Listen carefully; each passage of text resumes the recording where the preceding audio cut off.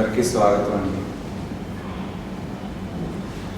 మామూలుగా మనకి తెలిసినంతలో పురాణాలకు ఉండాల్సిన లక్షణాలు ఒక 10 అండి. అంటే సృష్టి ఆది ఎలా జరిగింది, ఆ తర్వాత కాలం ఎలా ఏర్పడింది, జీవం ఎలా ఏర్పడింది, మధ్యలో అవాంతరాలు ఎలా ఏర్పడ్డాయి, ఆ కాలంలో ఋషులు దీనికి ఈ సృష్టికి ఏ రకంగా సహకరించారు, వాడి పాత్ర ఎటువంటిది, అప్పుడు రాజ్యాలు ఎలా ఏర్పడ్డాయి, మనుషులు ఎలా ఏర్పడ్డారు, వాళ్ళ సంతతి ఎలా జరిగింది, మధ్యలో విఘాతాలు ఏ విధంగా జరిగాయి, అప్పుడు ఆ కాలంలో జరిగిన ప్రత్యేకమైన సంఘటనలు, వీటన్నిటినీ భగవంతుడి సృష్టి ఈ లక్షణాలన్నింటిలో భగవంతుడి పాత్ర ఎటువంటిది, ఇటువంటి 10 లక్షణాలు కలిపితే ఒక పురాణం అవుతుంది అండి. ఈ 10 లక్షణాలు లేనిదే పురాణం అవుదని వేరే అర్థం. సావిత్రికి ఈ 10 లక్షణాలు పరిపూర్ణంగా ఉన్నాయండి. కానీ సావిత్రిలో అదనంగా ఉన్న ప్రత్యేకత అంటే శ్రీ అరవిందులు సావిత్రిలో పురాణాలకు అతీతంగా, భారతదేశంలో పురాణాలకి లెక్కకు మిక్కిలు ఉన్నాయి కదా, 18 పురాణాలు తీసుకున్న వాటికంటే ప్రత్యేకమైన పాత్ర సావిత్రికి ఏ విధంగా ఉందంటే ఆ మొదటి మాటలోనే చెప్పారు అన్నమాట. లెజెండ్ అంటే పురాణం సరిపోతుందండి, అంటే సింబల్ అని కూడా అన్నారన్నమాట. ఇక్కడ సింబాలిజం పాత్ర ఏ విధంగా ఉంటుందంటే ఇందులో ఉన్న ప్రతి పదం, అందులో ఉన్న బీజాక్షరం మూలాన్ని నుంచి దిగుతూ, మనం అసత్యంలో ఉన్నాం కదా, సత్యం నుంచి అసత్యానికి దిగుతూ సత్యాన్ని ముడిపెట్టేటట్టుగా ఉంటుందన్నమాట. ఎప్పుడైతే ఇది చదువుతున్నారో, ఇది ఉచ్చరిస్తున్నారో, అందులో ఉన్న సింబల్ మనని టచ్ చేస్తూ, అంటే కేవలం బీజాక్షర రూపంలోనే కాకుండా ఆ పదానికి సంబంధించిన ఇమేజ్ కూడా మన మైండ్లో రిఫ్లెక్ట్ అవుతూ, ప్రతి అక్షరం ప్రతి పదం మనని మూలానికి తీసుకువెళ్ళే విధంగా నిర్వచించారన్నమాట. అలా చెప్తూ ఇంకొక ఆశ్చర్యకరమైన విషయం కూడా చెప్పారన్నమాట. సుప్రమెంటలైజేషన్ సావిత్రిని ఏ స్థాయికి తీసుకువెళ్ళగలిగారంటే, నాకు వీలున్నంత వరకు చేయగలిగానని చెప్పారన్నమాట. దాంట్లో ఒక పూర్ణత్వాన్ని అయినా అంగీకరించలేదన్నమాట.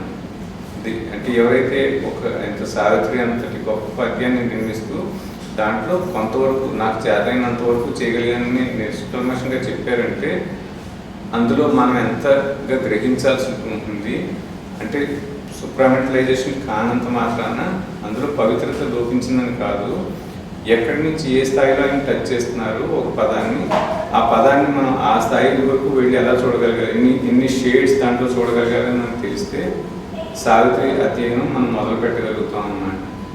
అంటే అంత సంక్లిష్టంగా ఉంటుంది అనుకోవాల్సిన అవసరం లేదు. అది అతి సహజంగా మనందరికీ తెలిసిన కథని ఆయన తీసుకున్నారు. మన కాలంలో జరిగిన సంఘటనల్ని ఆయన ఉదహరిస్తూ ఉంటారు. అలాగే పూర్వకాలపు గ్రీక్ ఏన్షియంట్ లిటరేచర్ మొత్తం అంతటిని, అలాగే భారత సాంప్రదాయాలన్నింటినీ దాంట్లో చూపించారన్నమాట. సావిత్రి మహాకావ్యం గురించి రెండోసారి ఇక్కడికి భీమవరంకి వచ్చాను. అయితే ఇందాక డాక్టర్ గారు చెప్పినట్టుగా సావిత్రి మహాకావ్యం అన్నది వేరే ఏ ఇతర మహాకావ్యాలతో కూడా పోల్చలేనిది. ఎందుకంటే మనమంతా ఆధ్యాత్మికంగా పురోగమించాలనుకునే వాళ్ళం, అందుకనే యోగ సాధన చేసేవాళ్ళం. అయితే దీంట్లో ఆధ్యాత్మికతలో పురోగమించడము అంటే చాలా మటుకు అందరూ ఏమనుకుంటారంటే పూజలు చేయటము, ఏదో ఇది అందరికీ తెలిసిందే. మనం ఆ లెవెల్లో లేము, ఇంకొంచెం పైకి ఉన్నాము. కానీ మనం చేసే ఈ బుక్స్ చదవడంతో కానీ, ధ్యానం కానీ, వీటితో కూడా ముఖ్యంగా శ్రీ అరవిందులు ఏం చెప్తారంటే మన చైతన్యంలో పరివర్తన జరగాలి. మన చైతన్యంలో పరివర్తన జరగనంత వరకు మనం ఎంత సాధన చేసినా, ఎంత పుస్తకాలు చదివినా, ఎంత ధ్యానం చేసినా, గంటల తరబడి ఆశ్రమం చుట్టూ తిరిగినా దానివల్ల ఏం ప్రయోజనం లేదు. ఈ చైతన్య పరివర్తనకు సావిత్రి మహాకావ్యం అద్భుతంగా పనిచేస్తుంది. సావిత్రి మహాకావ్యము చదవటమే యోగ సాధన, అర్థం కావాల్సిన పని లేదు. చదవటము యోగ సాధనే, దాన్ని రాయటము యోగ సాధనే. అందులోని ఒక్క వాక్యం తీసుకొని మనం మననం చేస్తూ ఉన్నా కూడా మనలో సాధన జరిగిపోతుంది, పరివర్తన జరిగిపోతుంది. అంత గొప్ప మహాకావ్యము 'సావిత్రి'. అయితే చాలామందికి ఉన్న అభిప్రాయం ఏమంటే, 'సావిత్రి' మరి చాలా కష్టంగా ఉంటుంది. ఇంగ్లీష్ చాలా హై స్టాండర్డ్‌లో ఉంటుంది ఇలా అనుకుంటారు. కానీ శ్రీ అరవిందులు అంటారు, సత్యం డిసెంట్ అయినప్పుడు, సత్యం దిగి వచ్చినప్పుడు, దాన్ని అందుకునే శక్తి మనలో తగినంతగా ఉన్నప్పుడు, భాష అన్నది ఆటంకం కాదు. Language is not a barrier అంటారు. అంటే మనము 10థ్ క్లాస్ చదివినామా, లేక డిగ్రీ చదివామా, లేక పీహెచ్‌డీలు చేశామా, ఇంకా చేశామా, అసలేమీ చదవలేదా? ఇవన్నిటితో సంబంధం లేదు. ఎప్పుడు ఆ సత్యం అన్నది డిసెంట్ అయినప్పుడు. మరి ఎప్పుడు సత్యం డిసెంట్ అవుతుంది అనంటే, అది మన మీద ఆధారపడి ఉంది. దానికి అవసరమైన పరిస్థితులు మనం క్రియేట్ చేసుకోవటంలో ఉంది. ఎలాగంటే బాహ్యంలో కానీ, అంతరంలో కానీ. ఒక నిశ్శబ్ద స్థితిని మెయింటైన్ చేయగలగాలి. అంతరంలో ఎలాంటి అలజడి, గందరగోళము లేకుండా ఉండగలగాలి. మన చుట్టూ పరిస్థితులు గూడా సాధ్యమైనంత వరకు సావిత్రి చదువుతున్నంత వరకు ప్రశాంతంగా ఉండేట్టుగా చూసుకోవాలి. ఇది సావిత్రికి అవసరమైన వాతావరణం. అయితే సావిత్రిని ఇంకొక సజెషన్ ఏమంటే, సావిత్రిని మనం ఒక నిర్ణీత సమయంలో అంటే ఫర్ ఎగ్జాంపుల్ ఎర్లీ మార్నింగ్ 4:30కో, 5కో ఎప్పుడైనా కానివ్వండి, రాత్రి పడుకునే ముందు ఒక అరగంట గానీ, గంట గానీ ఒకే సమయంలో చదువుతూ, అదే ఒకే స్థలంలో చదవడం ఇంకా మంచిది. అప్పుడు సావిత్రి ఏం చేస్తుందంటే, తన చుట్టూ ఒక వాతావరణాన్ని క్రియేట్ చేసుకుంటుంది. మనం అలా చదువుకుంటూ పోయే కొద్దీ నెమ్మదిగా మనలోకి దిగి వస్తూ, ఒక్కొక్క పదం అర్థమవుతూ వస్తుంది. శ్రీ అరవిందులే అన్నారు, "మీరు చదవటం మటుకు మీ బాధ్యత, మీకు అర్థమయ్యేట్టు చేయటం నాది పూచి" అన్నారు. కాబట్టి మనం చదువుతూ పోతే శ్రీ అరవిందుల చేతన, అధిమానసిక చేతన మనలోకి దిగి వచ్చి, ప్రతి వరుసలో ఒక బోధన చేస్తున్న గురువులాగా మనకు దర్శనమిస్తుంది. కాబట్టి సావిత్రి యొక్క మహాకావ్యాన్ని వదిలిపెట్టకూడదు. అర్థం కాలేదని పక్కన పెట్టకూడదు. ఎందుకంటే దాంతో పొందే ప్రయోజనాలు అనేకం. ఇంకా అది చెప్పలేనన్ని అన్‌లిమిటెడ్. సో, ఇప్పుడు సావిత్రి మహాకావ్యం విషయానికొస్తే ఇందులో పాత్రలు చాలా తక్కువ. ఇంత పెద్ద మహాకావ్యం, ఇప్పుడు ఆ బుక్ చూసారు ఎంత బుక్. దీంట్లో 24,000 వరుసలున్నాయి దగ్గర దగ్గర. అయినా కూడా ఇందులో ఉన్న పాత్రలు చాలా కొంచెం. ఏదంటే సత్యవంతుడు, సావిత్రి, అశ్వపతి, జుమత్సేనుడు. ఇది ఒక్కొక్క క్యారెక్టరు ఒక్కొక్క దానికి ప్రతీక. సత్యవంతుడు అజ్ఞానంలోకి, మృత్యువులోకి దిగి వచ్చిన అంతరాత్మకు సంకేతం. మానవ అంతరాత్మకు అంటే మనం, మన అంతరాత్మలు. మన అంతరాత్మలు ఎక్కడి నుంచి వచ్చాయి? భగవంతుడి నుంచి, ఒకే ఒక ఆత్మ నుంచి వచ్చాయి. మరి ఎలా ఉండాలి? ఆత్మకేంటి? శాశ్వతత్వం.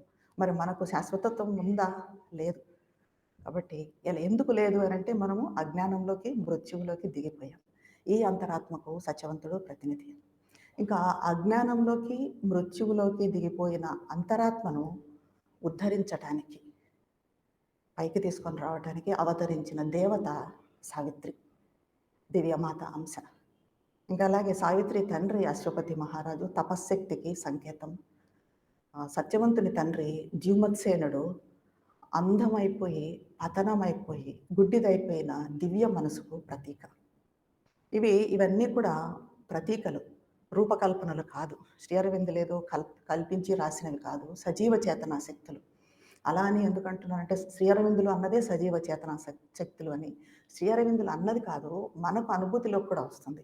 అవి చదువుతున్నంత వరకు, సావిత్రి మహాకావ్యం చదువుతున్నంత వరకు మనకు ఆ క్యారెక్టర్స్ అక్కడ నిలబడి మనతో మాట్లాడుతున్నట్టుగా ఉంటుంది. ఇంకా ఇందులో ఇంకో 2 క్యారెక్టర్స్ ఉన్నాయి. అవి నారద మహర్షి, సావిత్రి తల్లి మహారాణి. ఇక్కడ నారద మహర్షి జరగవలసిన దాన్ని ఇంకా తొందరగా ముందుకు జరిగేట్టుగా చూసే బాధ్యత తీసుకునే, భవిష్యత్తును తొందరగా జరిగేట్టుగా చూసే బాధ్యత తీసుకున్న వ్యక్తిగా మా నారద మహర్షి కనిపిస్తారు. ఇంకా ఇక్కడ మహారాణి ఎలా అంటే, ఎంతో పరిణతి ఉన్నా కూడా కష్టం వచ్చినప్పుడు, తన సొంత కూతురికి కష్టం వచ్చినప్పుడు సాధారణ మానవ స్థాయికి దిగిపోయే మనలాంటి మామూలు తల్లి హృదయము మహారాణి. ఇది సావిత్రిలోని పాత్రల సంకేతాలు. ఇంకా సావిత్రి మహాకావ్యము 3 భాగాలుగా, 12 పుస్తకాలుగా ఉంది. ఇందులో 24,000 వరుసలు ఉన్నాయని చెప్పుకున్నాం. ఇది అయితే మరి ఎక్కడి నుంచి వచ్చింది? దీని మూలం ఎక్కడంటే మహాభారతమే. మహాభారతంలో అరణ్య పర్వంలో మనకు సావిత్రి కనిపిస్తుంది. చాలా కొన్ని 20 శ్లోకాలు, 20, 22 శ్లోకాల్లో కనిపిస్తుంది మహాభారతంలో. అయితే అక్కడ ఎలా వచ్చింది సావిత్రి అంటే, సావిత్రి కథనము పాండవులు అరణ్యవాసం చేస్తున్నప్పుడు వాళ్ళు ద్రౌపది, ధర్మరాజు మార్కండేయ మహర్షికి సేవలు చేస్తూ అరణ్యవాసంలో వాళ్ళు మహర్షులకు సేవలు చేస్తూ ఉంటారు. అలా సేవలు చేస్తున్నప్పుడు ధర్మరాజు మార్కండేయ మహర్షిని అడుగుతాడు. ద్రౌపది ఇంత మహాసాధ్వి, మహాపతివ్రత కదా! మరి ద్రౌపదికి ఇన్ని కష్టాలొచ్చాయి. ఇన్ని కష్టాలు పడ్డ వాళ్ళంటూ ఉన్నారా ఈ భూప్రపంచం మీద, సృష్టిలో అంటే, అప్పుడు మహర్షి చెప్తాడు ఉన్నారు అని సావిత్రి కథనం చెప్పుకుంటూ వస్తాడు. అక్కడ అయితే సావిత్రి ఏమంటే తన భర్త ప్రాణాలను రక్షించటానికి మృత్యువుతో పోరాడి భర్త ప్రాణాలను గెలుచుకున్న మహాపతివ్రత. కానీ ఇక్కడ మన సావిత్రి కేవలము భర్త ప్రాణాలను మాత్రమే కాదు, సత్యవంతుని ప్రాణాలను మాత్రమే కాదు, మన అందరినీ అజ్ఞానం నుంచి, మృత్యువు నుంచి బయటకు తీయటానికి, అమరత్వంని భూమి మీద స్థాపించటానికి అవతరించిన ప్రేమ దేవత సావిత్రి. ఆమె శ్రీ అరవిందుల చేతుల్లో అలా ఒక ప్రేమ దేవతగా రూపం దిద్దుకుంది.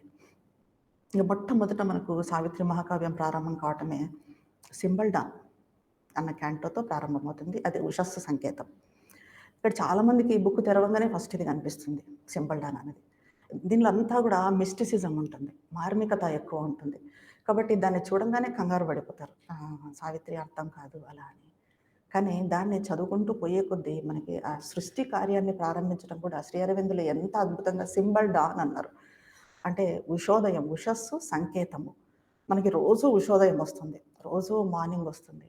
ఎలాగా ఉదయిస్తుంది, ఉషోదయం ఎలా వస్తుంది అంటే చీకట్లను చొచ్చుకుంటూ వెలుగు బయటికి వస్తుంది.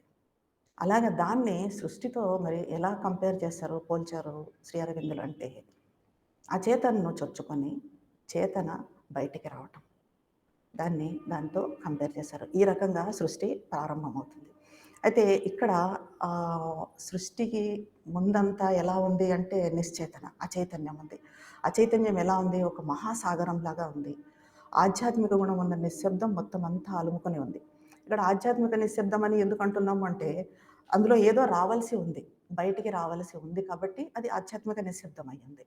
అయితే ఈ నిశ్చేతనకని, ఈ ఇన్కాన్షియన్స్ నుంచి నెమ్మదిగా చైతన్యము బయటకు వచ్చింది. మనకు రోజు ఉషోదయం ఏ రకంగా అయితే క్రమేపీ నెమ్మదిగా చీకట్లను చొచ్చుకుంటూ బయటికి వస్తుందో, అలాగే ఈ చైతన్యం అన్నది అచైతన్యాన్ని చొచ్చుకుంటూ నెమ్మదిగా బయటకు వచ్చింది. అయితే ఇక్కడ సృష్టికి పూర్వము శూన్యం ఉంది. అది ఎలా ఉంది, అపారం, అది ఎలా అనంతం, శూన్యం. సృష్టి తర్వాత కూడా శూన్యమే ఉంటుంది, అది కూడా అనంతమే. ఇటు చివర ఇన్కాన్షియన్స్ ఉంది, అటు చివర సూపర్ కాన్షియన్స్ ఉంది. ఇది శూన్యమే, అది శూన్యమే. ఈ రెండిటికి మధ్యన సృష్టి జరగాల్సి ఉంది. All can be done if the God's touch is there. భగవంతుని స్పర్శ ఉంటే జరగనిదేముంది, సమస్తము జరుగుతుంది. ఆ రకంగా అంతా చేతనామయం కావాలి అని ఒక ఆశ మెల్లగా ప్రవేశించింది. దివ్య సూర్యకిరణం క్రిందకు దిగి వచ్చింది, అలా స్పర్శించింది, వెళ్ళిపోయింది. పర్సిస్టెంట్ థ్రిల్ ఆఫ్ ట్రాన్స్ఫిగరింగ్ టచ్ అన్నారు దాన్ని. పర్సిస్టెంట్ థ్రిల్ ఆఫ్ ట్రాన్స్ఫిగరింగ్ టచ్ అంటే రూపాంతరం చెందేటప్పుడు, ఇప్పుడు మనం కూడా చూడండి, మనలో ఏదన్నా చిన్న పరివర్తన, మనలో కోపం ఉంది, దాన్ని ఓవర్కమ్ చేయగలిగాము అంటే పరివర్తన వచ్చింది. అప్పుడు ఎంత సంతోషంగా ఉంటుంది, ఎంత పులకరింతగా ఉంటుంది మనకు. ఒకటి మనం ఓవర్కమ్ చేయగలిగినాం, ఒక వీక్నెస్ అని. ఆ రకంగా ఇక్కడ కూడా ఎప్పుడైతే దివ్య సూర్యకిరణం వచ్చి తాకిందో ఆ చైతన్యాన్ని, దానికి ఒక థ్రిల్, ఒక పర్సిస్టెంట్ థ్రిల్ ఆఫ్ ట్రాన్స్ఫిగరింగ్ టచ్, రూపాంతరం చెందించే ఒక పులకరింత అన్నది దానికి వచ్చిందనమాట. అలాగా ఈ కాంతికిరణ స్పర్శ, వచ్చిపోతూ ఉండే కాంతికిరణ స్పర్శ పులకరింతకు గురి చేసింది. మళ్ళీ సృష్టి ప్రారంభమైంది. చైతన్యం, వెలుగు ప్రవేశించడంతో అంధకారం అంతా కూడా చేతనావంతం అయ్యింది. ప్రాణం తన పని తాను చేసుకుంటూ పోతుంది. ఇక్కడ మనకు శ్రీ అరవిందులో ఎంత అద్భుతంగా ఫస్ట్ క్యాంటోలోనే సృష్టి ప్రారంభంతో మొదలైన ఈ క్యాంటో ఒక 2-3 పేజెస్ అనుకుంటాను అవ్వగానే సావిత్రి నిద్ర మేల్కోవడంతో కనెక్ట్ చేస్తారు. అంటే ఆ రోజు సృష్టి ప్రారంభంతో మొదలైంది, ఆ రోజు సావిత్రి నిద్ర మేల్కొంటూ ఉంది. ఏ రోజు, సత్యవంతుడు మరణించబోయే రోజు సావిత్రి నిద్ర మేల్కోవడంతో కనెక్ట్ చేస్తారు. ఎంత అద్భుతంగా. సావిత్రి కూడా అందరితో పాటుగా మేలుకుంది. ఎర్లీ మార్నింగ్ పొద్దున లేవంగానే జనాలంతా ఎలా మేలుకుంటారో, పశుపక్షాదులు అంతా తమ నిత్య కార్యక్రమాల్లో ఎలాగైతే మునిగిపోతారో, ఆ రకంగానే సావిత్రి మేల్కొంది. అయితే ప్రపంచంతో పాటుగా సావిత్రి మేలుకుంది. కానీ ఆమె అల్ప సంతోషాల్లో పాలు పంచుకోవటానికి, ఇలాగ మనలాగా నిత్య కార్యక్రమాలు చేసుకుంటూ ఏదో ఆఫీస్‌లకి అటెండ్ అవుదాం, ఆ పనులు చేద్దాం, ఈ పనులు దానికోసం ఆమె జన్మించలేదు. ఆమె జన్మ దానికి కాదు. ఏ లక్ష్యం కోసమో ఇక్కడికి వచ్చిందో ఆమెకు తెలుసు. విధి వంచిత అయిన జాతి భారాన్ని తన మీద వేసుకుంది. మొత్తం మానవ జాతి భారాన్ని. మన అంతరాత్మలను బయటికి పైకి తీసుకొనొచ్చి, అమరత్వాన్ని క్రిందకి తీసుకొనొచ్చే బాధ్యతను ఆమె పైన వేసుకుంది. అది ఆమెకు తెలుసు. ఆమె జన్మ లక్ష్యం కూడా ఆమెకు తెలుసు. ఏ లక్ష్యం కోసం ఇక్కడ వచ్చింది అన్నది కూడా ఆమెకు తెలుసు. విధి వంచిత అయిన జాతి భారాన్ని తన పైన వేసుకున్న సావిత్రితో ఇక్కడ ఈ ఆశ్వాసంలో రెండో సంకేతంగా ఉంటుంది. ఎలా అంటే ఇందులో 3 సంకేతాలు శ్రీ అరవిందులు మనకు చూపిస్తారు. ఒకటి సృష్టి ప్రారంభం. ఇంకా రెండవది సావిత్రి నిద్ర మేల్కోవడం. అంటే దివ్యమాత అవతరించడం అనండి. ఇంకా మూడవది this was the day Satyavan must die. అది సత్యవంతుడు మరణించవలసిన రోజు. ఈ 3 అంశాలు మనకు ఫస్ట్ క్యాంటోలో కనిపిస్తాయి. ఇంకా తర్వాత ఈ సింబల్ డాన్స్ చదివినప్పుడు మనకు ఎలా అనిపిస్తుంది అంటే, సృష్టి ప్రారంభం మీద ఒక మహాకావ్యం చదివినట్లుగా కనిపిస్తుంది. ఉన్నది 2, 3 పేజెస్ అయినా కూడా దాన్ని ఎక్స్‌ప్లెయిన్ చేయాలన్నా, దాని గురించి రాయాలన్నా ఎన్ని బుక్స్ కూడా సరిపోవు. అంతా ఉంటుంది దాంట్లో లోతులకెళ్ళే కొద్దీ.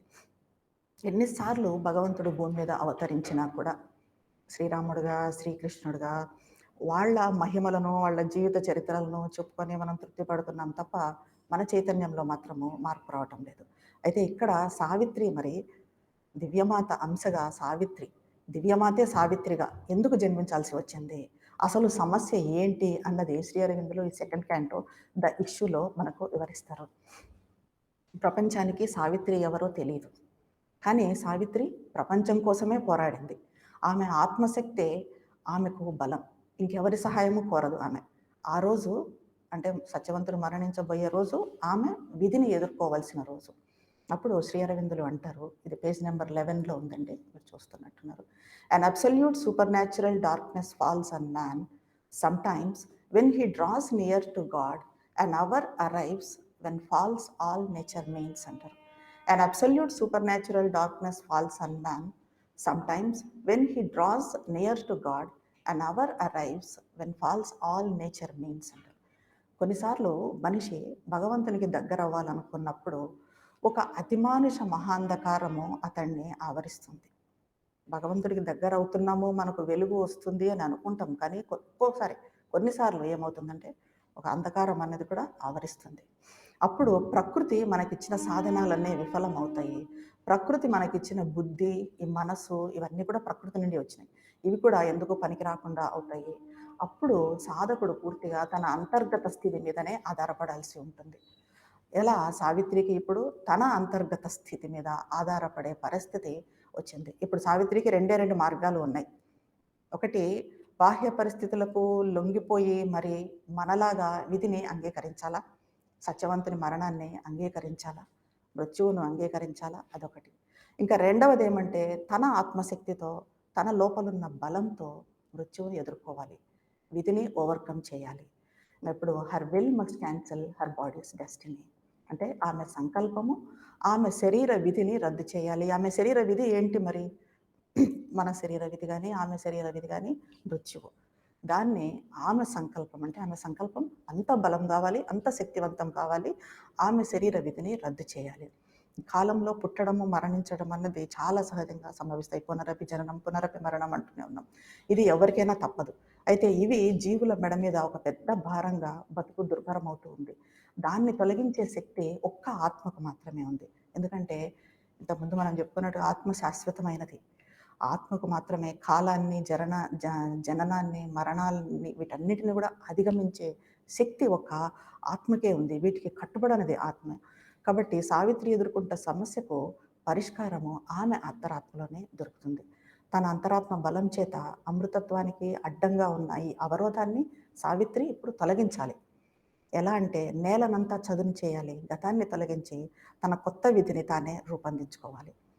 ప్రపంచ శిఖరం మీద సావిత్రి ఆత్మ ఇప్పుడు ఒంటరిగా నిలబడింది. ఆమె ఎవరి సహాయం, ఏ దేవతల సహాయము, కింది దేవతల సహాయం కానీ, మనుషుల సహాయం కానీ ఎవరి సహాయం తీసుకోదు.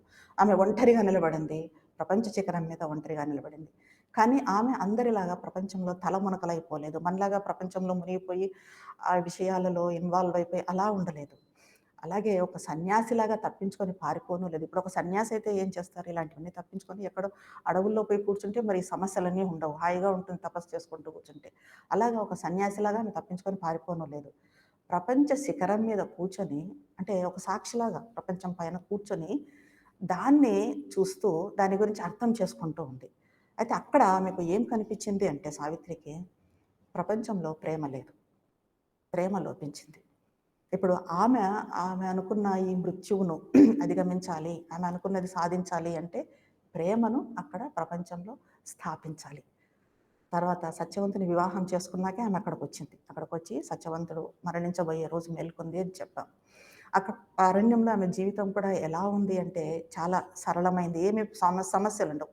అరణ్యాల్లో ఏం సమస్యలుంటాయండి? ఎవరు తింటారు? ఇంకా కొద్దిసేపు ధ్యానం చేసుకుంటారు. కట్టెలు కావాలంటే కట్టెలు కొట్టుకొని వస్తాడు సత్యవంతుడు. ఇలాంటివి తప్ప ఆమెకు పెద్ద సమస్య లేవు. అత్తమామలు బాగా చూసుకుంటారు. వాళ్ళకి ఈమె వాళ్ళు చూసుకోవడం కన్నా ఆమె వీళ్ళకు సేవ చేసుకుంటూ అంతా చేస్తూ ఉంది. సో, అక్కడంతా ఏమీ సమస్యలు లేవు. కానీ సావిత్రికి రాబోయే విపత్తు ముందే తెలుసు. ఏంటది రాబోయే విపత్తు? సత్యవంతుడు మరణించబోతున్నాడు. అది ఆమెకి తెలుసు. ఇంకా ఎదుర్కోబోతున్న సంక్షోభానికి ఇది ఉపోద్ఘాతంలా ఉంది. సావిత్రి ఉన్న చోటంతా ఎలా ఉంది అంటే నిశ్చల నీరవత, ఒక నిశ్శబ్దం వ్యాపించి ఉంది. సావిత్రి ఉనికి ఆ స్థలానికి ప్రశాంతత చేకూర్చింది. ఆమెలో ప్రేమదేవత అంకురించింది. ఆమె మనసులో అంత బాధ ఉన్నా కూడా, సత్యవంతుడు మరణించబోతాడని తెలిసి కూడా, ఆమె ప్రేమతో అత్తమామలకు సేవ చేసుకుంటూ అన్ని చాలా మామూలుగా అదేమీ కనిపించకుండా చూస్తుంది. అప్పుడు 15 పేజ్ అండి. Love in her was wider than the universe. The whole world could take refugee in her single heart. ఇప్పుడే చెప్పుకున్నాం. సావిత్రి ప్రపంచ శిఖరం మీద కూర్చొని మరి కిందకు చూస్తూ ఏం అబ్జర్వ్ చేసింది అనంటే, ప్రపంచంలో ప్రేమ లేదు. ఆమె ప్రేమను స్థాపించాలి. సావిత్రిలో ప్రేమ అంకురించింది. ఆ ప్రేమ ఎంతగా సావిత్రిలో ఉందంటే, love in her was wider than the universe. Her single the whole world could take refugee in her single heart. అంటే విశ్వం కన్నా విశాలమైనది సావిత్రి ప్రేమ. ప్రపంచం మొత్తం, మొత్తం ప్రపంచము కేవలము ఆమె హృదయంలో మాత్రమే ఆశ్రయం తీసుకోగలదు. అంత ప్రేమను సావిత్రి తనలో నింపుకుంది. ఎందుకంటే సావిత్రి సమస్య మరి సావిత్రి కోసం కాదిది.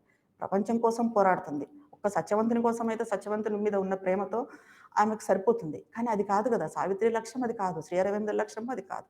ఇదేంటి? మృత్యువును జయించాలి, అమరత్వాన్ని తీసుకొని రావాలి. అప్పుడు ఎటువంటి ప్రేమ ఉండాలి? విశ్వానికంతా, ప్రపంచానికంతా ఆశ్రయం ఇచ్చే ప్రేమ ఇప్పుడు సావిత్రిలో ఉంది. ఇంకా ప్రతి వారి పట్ల అంత ప్రేమ ఉన్న ఆమె మరి తన అత్తమామల పట్ల, వాళ్ళు చేసే పనుల పట్ల, వాళ్ళ పట్ల చూపించే శ్రద్ధ అది ఎంత గొప్పగా ఉంటుంది. ఎంతో ప్రేమ, ఎంతో మాధుర్యంతో పనులు చేస్తుంది. సత్యవంతుడు మరణించబోతున్నాడు. ఆమెకు తెలుసు.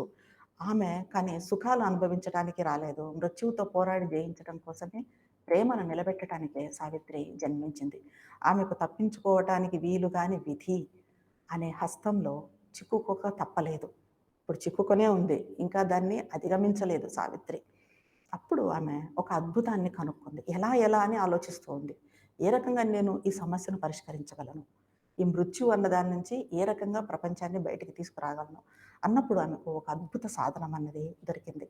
అదేమంటే, a magic leverage suddenly is caught that moves the veiled in ineffable's timeless will. 20 page number 20. A magic leverage suddenly is caught that moves the veiled ineffable's timeless will.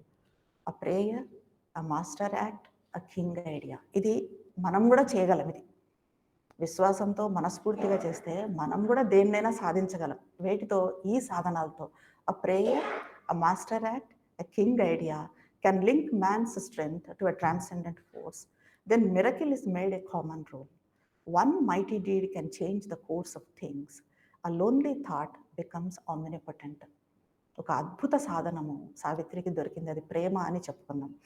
అలాగే ఒక ప్రార్థన, ఒక మహనీయ చర్య, ఒక మహనీయ భావన మన శక్తిని సర్వాతిశయని శక్తికి అనుసంధానిస్తుంది. ఎప్పుడైతే మనం ఒక ప్రార్థన చేశామో మనస్ఫూర్తిగా, అలాగే ఒక మహనీయ భావన, ఒక మహత్కార్యం, ఒక గొప్ప కార్యం చేశాము, ఒక మహనీయ భావన, ఒక ఆలోచన మనలో వచ్చింది, అప్పుడు వెంటనే మన శక్తి భగవంతుని శక్తితో అనుసంధానం అవుతుంది. అప్పుడు then miracle is made a common rule. అప్పుడు అద్భుతాలన్నవి సాధారణంగా జరుగుతాయి. మనకిప్పుడు అద్భుతాలన్నవి ఎప్పుడో ఒకసారి లైఫ్‌లో జరిగితే 100 సార్లు చెప్పుకుంటాం మా జీవితంలో ఆ అద్భుతం జరిగింది అని. కానీ ఇవి మనము ఫాలో అయినప్పుడు ఒక ప్రార్థన కానీ, ఒక మహత్కార్యం కానీ, ఒక మహనీయ భావన కానీ, అప్పుడు అద్భుతాలన్నవి రోజు జరుగుతాయి. ఎప్పుడు అద్భుతాలే జరుగుతాయి. One mighty deed can change the course of things. ఒక మహీయ చర్య అన్నది ఆ కోర్స్ ఆఫ్ థింగ్స్ విషయాల క్రమాన్ని అంటే విషయాలు మనకు విధికి తలొంచేట్టుగా ఉన్నాయి. కానీ ఎప్పుడైతే మనం ఈ మైటీ డీడ్ అన్నది చేసామో అప్పుడు అంతా కూడా మారిపోతుంది. ఆ విషయాల క్రమాన్ని మారుస్తుంది. ఆ లోన్లీ థాట్ బికమ్స్ ఓమ్నిపోటెంట్. ఒక ఒంటరి ఆలోచన సర్వశక్తివంతం అవుతుంది. ఇప్పుడు సావిత్రికి మనం చెప్పుకున్నట్టుగా ఒక అద్భుత సాధనం దొరికింది. ఆ సాధనం ఏంటంటే ప్రేమ. అలాగే ఆమె ప్రార్థన, ఒక మహీయ భావన, ఒక మహత్కార్యము ఇవన్నీ అర్థమైనాయి సావిత్రికి. ఇది శాశ్వత సంకల్పం మీద ఉన్న ముసుగును అనిర్వచనీయుడి మీద ఉన్న ఆ తెరను, ఇనెఫబుల్ మీద ఉన్న ఆ వీల్‌ను, ముసుగును తొలగించింది. ఇహ ఒక ప్రార్థన, ఒక మహత్కార్యం, ఒక మహనీయ భావన ఇవి మనలో గూడా డెవలప్ చేసుకోవాల్సినవి. ఆయుధం ధరించి మృత్యువును ఎదుర్కోవటానికి సావిత్రి సర్వసన్నద్ధంగా ఉంది. The great world mother now arouse in her. ఆమెలో విశ్వమాత పైకి లేచింది. ఇంకా ఇక్కడి నుంచే ఇప్పుడు సావిత్రి మనం ఎక్కడికొచ్చాము? సృష్టి ప్రారంభం నుంచి ఒకసారి చూస్తే శ్రీ అరవిందులు మనల్ని సావిత్రి సత్యవంతుడు మరణించే రోజుకు లింక్ చేశారు. సావిత్రి నిద్ర మేల్కోవడం అన్నదని.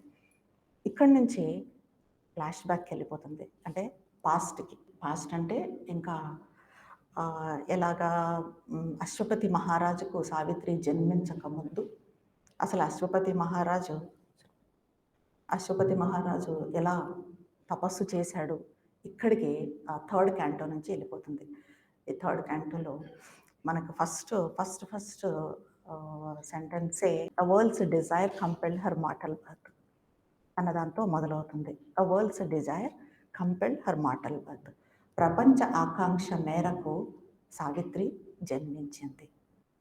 అంటే ప్రపంచం కోరుకుంది. ఇప్పుడు చూడండి ఒక్కసారి మనము అవతారాలను చూస్తే, మనకు అవతారాలు దశావతారాలు వచ్చిన క్రమాన్నే చూస్తే, భూమి మీద అసుర శక్తులు విజృంభించడము, అప్పుడు ఋషులు, భూమి మీద ఉన్న ఋషులు, దేవతలు అంతా వెళ్ళి విష్ణుమూర్తిని వేడుకోవటము, అసుర శక్తుల్ని నాశనం చేయటానికి ఒక అవతారంగా అవతరించమని. అప్పుడు భగవంతుడు రాముడిగా కానీ, కృష్ణుడిగా కానీ అవతరించడం. ఈ రకంగా మనకు హిరణ్యకశపుని కానీ, హిరణ్యాక్షకుడు కానీ, రావణాసురుని కానీ వీళ్ళందరినీ సంహరించడము ఇదంతా జరిగింది.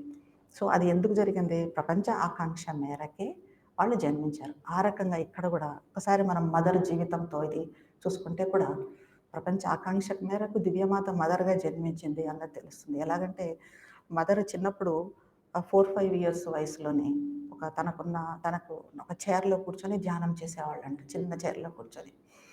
ఎప్పుడు ఏదో పోగొట్టుకున్నట్టుగా మదర్ కూర్చునేవాళ్ళంట సీరియస్‌గా ఆలోచిస్తూ. అప్పుడు మదర్‌ని వాళ్ళ అమ్మగారు అడిగేదంట.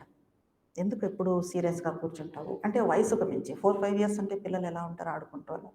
"ఎందుకు అలా ఎప్పుడు సీరియస్‌గా కూర్చొని ఏదో పోగొట్టుకున్నట్టుగా ఉంటావు" అంటే అప్పుడు మదర్ చెప్పేదంట, "అవును, ఈ ప్రపంచంలో ఉన్న దుఃఖాన్నంతా కూడా ఇది చేయాల్సింది, పరిష్కరించాల్సింది, వీళ్ళందరినీ దుఃఖం నుంచి బయటకి తీసుకురావాల్సింది నేనే కదా" అని మదర్ చెప్పేదంట. ఇదే మనకి మదర్ జీవితం నుంచి మనం తెలుసుకోవాల్సింది.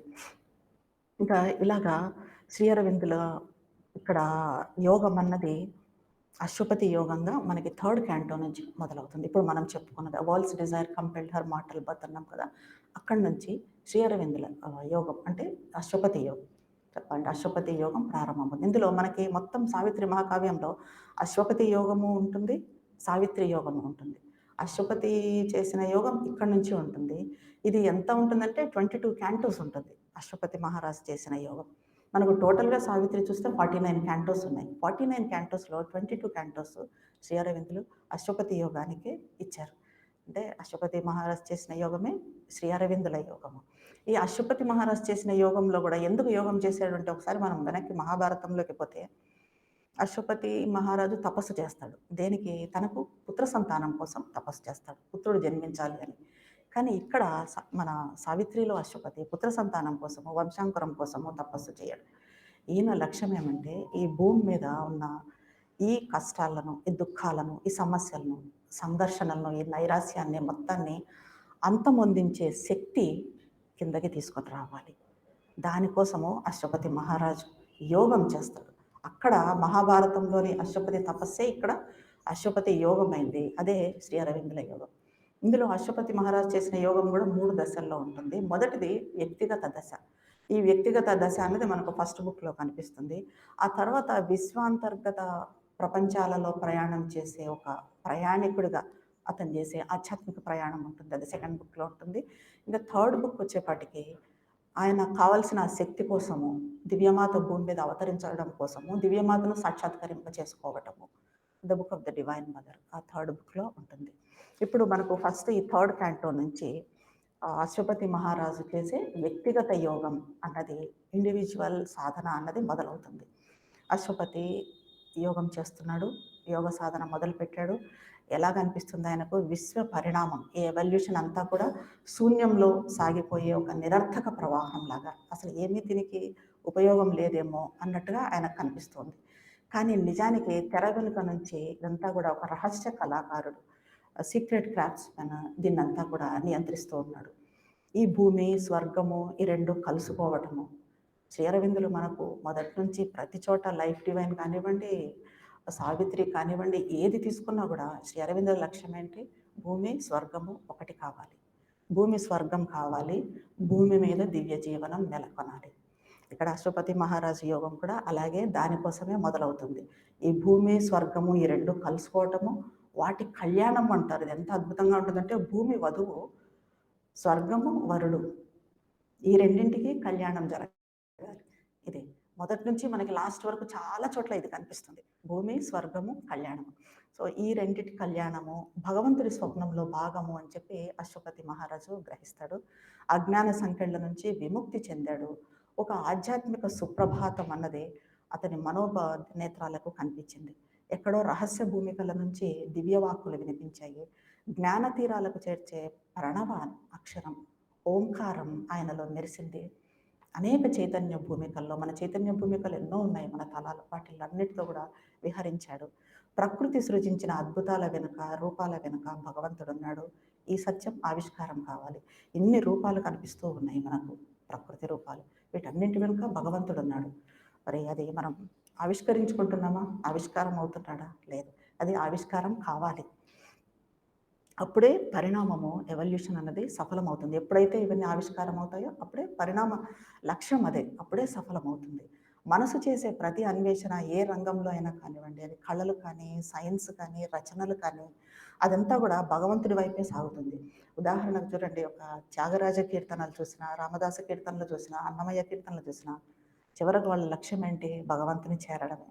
అలాగే మనం శిల్పకళ చూసామంటే, ఒక జక్కన కానీ, ఆ తర్వాత మికెలాంజిలో కానీ, లియోనార్డో డావిన్సీ కానీ, వీళ్ళందరివి ఎక్కడికి వెళ్తాయి? భగవంతుడి వైపే వెళ్తాయి. రచనల విషయంకి వస్తే వాల్మీకి కానీ, వ్యాస మహర్షి కానీ, మిల్టన్ కానీ, వీళ్ళంతా ఎట్లాంటి మహాకావ్యాలు, పురాణాలు రచించినా కూడా వాళ్ళ లక్ష్యం ఏంటి?